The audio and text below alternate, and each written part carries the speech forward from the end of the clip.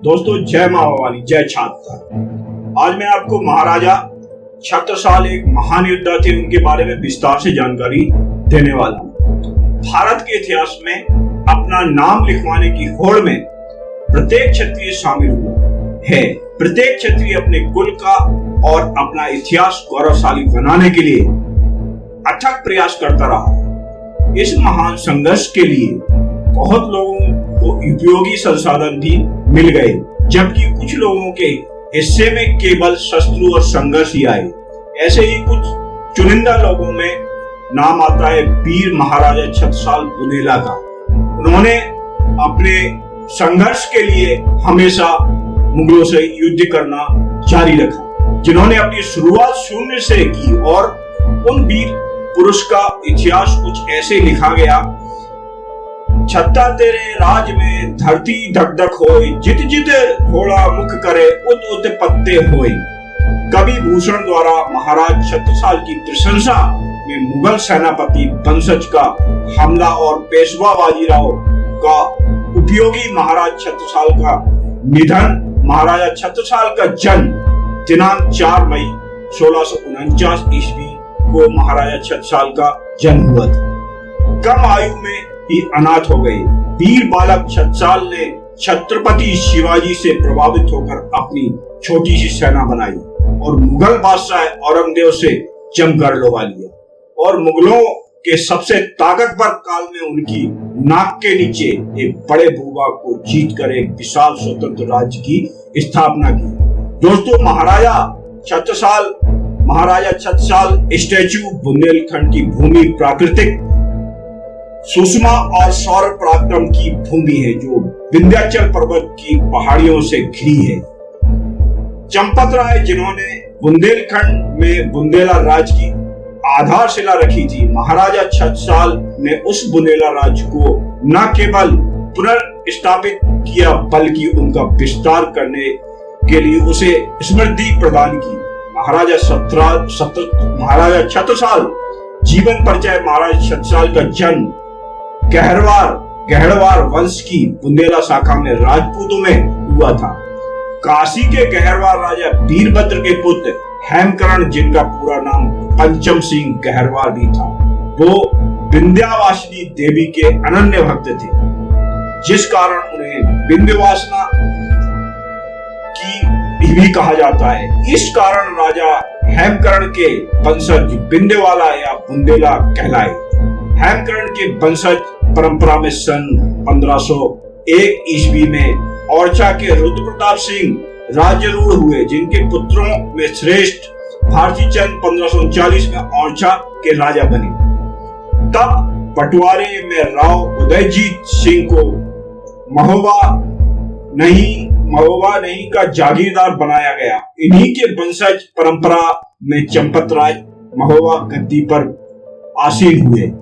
और दोस्तों, चंपत राय बहुत ही वीर व बहादुर थे। उन्होंने मुगलों के खिलाफ बगावत करी थी और लगातार युद्धों में व्यस्त रहते थे। चंपत राय के साथ युद्ध क्षेत्र में रानी लाल कुंवर भी साथ ही रहती थी, अपने पति को उत्साहित करती रहती थी। छत्रसाल का जन्म दिनांक 4 मई 1649 ईस्वी को पहाड़ी नामक गांव में हुआ था। गर्भस्थ शिशु छत्रसाल तलवारों की खनक और युद्ध की भयंकर मारकाट के बीच पड़े हुए। यही युद्ध में प्रभाव उनके जीवन पर असर डालते रहे और माता लाल कुंवर की धर्म व संस्कृति से संबंधित कहानियां बालक छत्रसाल को बहादुर बनाती हैं। दोस्तों, महाराजा छत्रसाल भारत सरकार द्वारा जारी डाक टिकट। छत्रसाल के पिता चंपत राय जब मुगल सेना से घिर गए तो उन्होंने अपनी पत्नी रानी लाल कुंवर के साथ अपनी ही कटार से प्राण त्याग दिए थे, किंतु मुगलों के सामने झुकना स्वीकार नहीं किया था। दोस्तों, ऐसे महान वीर थे। छत्रसाल उस समय 14 वर्ष की आयु के थे। क्षेत्र में ही उनके पिता के अनेक दुश्मन थे जो उनके खून के प्यासे थे। इनसे बचते हुए और युद्ध की कला सीखते हुए उन्होंने अपना बचपन बिताया। अपने बड़े भाई अंगद राय के साथ वे कुछ दिनों मामा के घर रहे, किंतु उनके मन में सदैव मुगलों से बदला लेकर पितृऋण से मुक्त होने की अभिलाषा थी। बालक छत्रसाल मामा के यहाँ रहते हुए अस्त्र शस्त्रों का संचालन और युद्ध कला में पारंगत होते रहे। अपने पिता के वचन को ही पूरा करने के लिए छत्रसाल ने पंवार वंश की कन्या देवकुंवर से विवाह किया। दोस्तों, ऐसे महान वीर थे छत्रसाल। महाराजा छत्रसाल का छत्रपति शिवाजी से संपर्क और औरंगजेब से संघर्ष 10 वर्ष की अवस्था तक छत्रसाल कुशल सैनिक बन गए थे। अंगद राय ने जब सैनिक बनकर राजा जयसिंह के यहाँ कार्य करना चाहा तो छोटे भाई छत्रसाल को यह सहन नहीं हुआ। इसलिए महाराज छत्रसाल ने अपनी माता के कुछ गहने बेचकर एक छोटी सी सेना दल तैयार करने का विचार किया। छोटी सी पूंजी से उन्होंने 30 घुड़सवार और 347 पैदल सैनिकों का एक दल बनाया। तो वो इतने महान वीर थे, मुगलों को हमेशा परास्त करते रहे। मुगलों पर आक्रमण करने की तैयारी की 20 वर्ष की आयु में छत्रसाल युद्ध भूमि में कूद पड़े। छत्रसाल बहुत दूरदर्शी थे। उन्होंने पहले ऐसे लोगों को हटाया जो मुगलों की मदद कर रहे थे।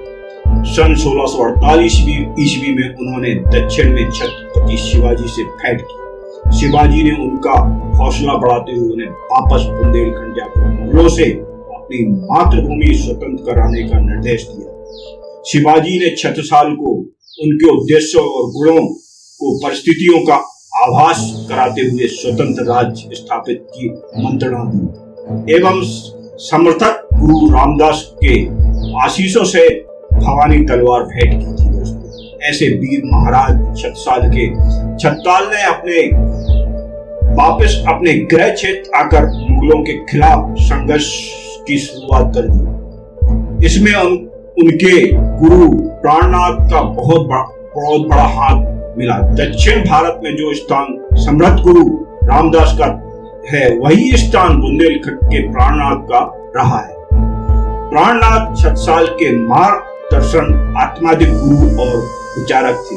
जिस प्रकार समृद्ध गुरु रामदास के कुशल निर्देशन में छत्रपति शिवाजी ने अपने पौरुष पराक्रम और चातुर्य के मुगलों के छक्के छुड़ा दिए थे। दोस्तों, ठीक उसी तरह प्रकार गुरु प्राणनाथ के मार्गदर्शन से छत्रसाल ने अपनी वीरता से, चातुर्यपूर्ण रणनीति से और कौशल से विदेशियों को परास्त किया। महाराजा छत्रसाल की वीरता। महाराजा छत्रसाल ने अपना युद्ध अपने माता पिता के साथ विश्वासघात करने वाले सहरा के धनेरों से किया। हाशिम खां को मार डाला और सिरोंज एवं तिबरा लूट डाले गए। लूट की सारी संपत्ति छत्रसाल ने अपने सैनिकों में बांटकर पूरे क्षेत्र के लोगों को उनकी सेना में सम्मिलित होने के लिए आकर्षित किया। कुछ ही समय में छत्रसाल की सेना में भारी वृद्धि होने लगी और उन्होंने थमोनी, मैहर, पासा और पबाया आदि जीतकर कब्जे के लिए ग्वालियर खजाना लूटकर सूबेदार मुनव्वर खां की सेना को पराजित किया। बाद में नरवर भी जीता उन्होंने। ऐसे महान वीर थे। दोस्तों, ग्वालियर की लूट से छत्रसाल को 1.25 करोड़ रुपए प्राप्त हुए और औरंगजेब इसमें छत्रसाल पर टूट पड़ा। उसने सेनापति रुहुल्ला खां के नेतृत्व में 8 सवारों सहित 30,000 सेना भेजकर गढ़ाकोटा के पास छत्रसाल पर धावा बोल दिया।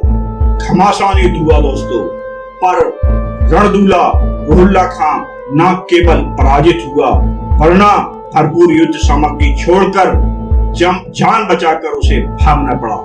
बार बार युद्ध करने के बाद भी औरंगजेब छत्रसाल को पराजित करने में सफल नहीं हो पाया। छत्रसाल को मालूम था कि मुगल छलपूर्ण घेराबंदी में सिद्धहस्त है। उनके पिता चंपत राय मुगलों से धोखा खा चुके थे। महाराजा छत्रसाल ने मुगल सेना से इटावा, खिमलासा, गढ़ाकोटा, थमोनी, रामगढ़, कंजिया, मड़ियादो, रहेली, रानगिरी, सायगढ़, वसाकला सहित अनेक स्थान पर लड़ाई लड़ी और मुगलों को धूल चटाई। छत्रसाल की शक्ति निरंतर बढ़ती गई। बंदी बनाए गए मुगल सरदारों ने छत्रसाल ने दंड वसूला और उन्हें मुक्त कर दिया। धीरे धीरे बुंदेलखंड से मुगलों का एक छत्र शासन छत्रसाल ने समाप्त कर दिया। छत्रसाल के शौर्य और पराक्रम से आहत होकर मुगल सरदार तैबर खां, अनवर खां, शहरुद्दीन हमीद बुंदेलखंड से दिल्ली का रुख कर चुके थे। बहलोद खां छत्रसाल के साथ लड़ाई में मारा गया और मुराद खां, तैयद खां, सैयद अफजल जैसे सिपाही सलाहकार बुंदेला वीरों से पराजित होकर भाग गए थे। दोस्तों, तो ऐसे थे वीर छत्रसाल महाराज। मुगलों को हमेशा उन्होंने बुरे दंडित किया, बुरी तरह परास्त किया और मारा। ऐसे वीर राजाओं का हमारी हिस्ट्रियों में अधिकतर हमारे क्षत्रिय भाइयों को मालूम ही था। ऐसे वीर बुंदेला छत्रसाल के बारे में पूरे क्षत्रिय समाज को पता होना चाहिए। कभी भी मुगलों से वो पराजित नहीं हुए। दोस्तों, ऐसे कुछ लोग बोलते हैं क्षत्रियों ने क्या किया, क्षत्रियों ने ये किया, कभी मुगलों से महाराजा छत्रसाल हारे नहीं। अगर ये वीडियो आप सभी क्षत्रिय भाइयों को पसंद आया हो तो लाइक करें, शेयर करें, सब्सक्राइब करें और कमेंट बॉक्स में जरूर लिखें। जय मां भवानी, जय छात्र। धन्यवाद।